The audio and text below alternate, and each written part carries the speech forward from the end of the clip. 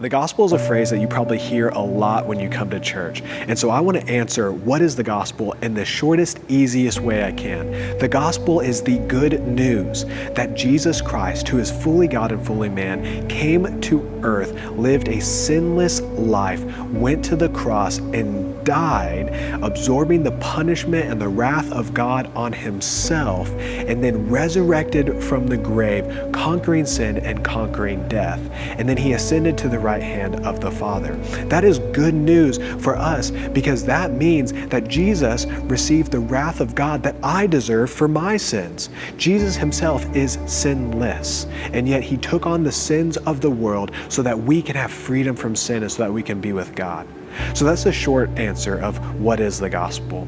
But whenever I'm sharing the gospel with someone, I always like to kind of zoom out and share more about the whole Bible from Genesis to Revelation.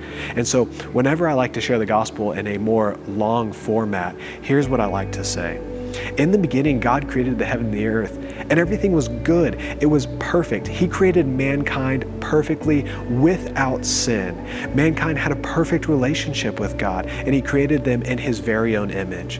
But then in Genesis 3, we see that Adam and Eve disobeyed God. They were deceived by the serpent, and then sin entered the world and fractured their relationship with God. And that led to God casting them out of the Garden of Eden. And now sin has entered the world. That sin, all the way from Genesis 3, has impacted everyone, every person since that time. And so now you and I and everyone else, we are born into sin.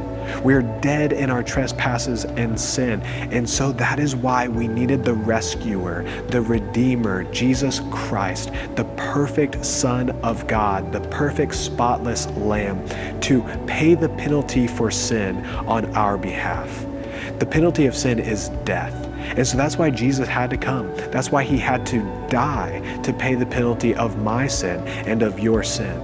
And when he died on the cross and went into the tomb for 3 days, he didn't stay dead. Because if he stayed dead, then he didn't pay the penalty of our sin. Then God didn't accept his offering of his sacrifice for his life.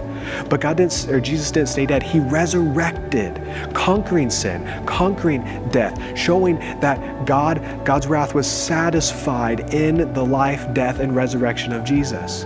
And so now, brother and sister, you are free from your sin. You are no longer bound by sin.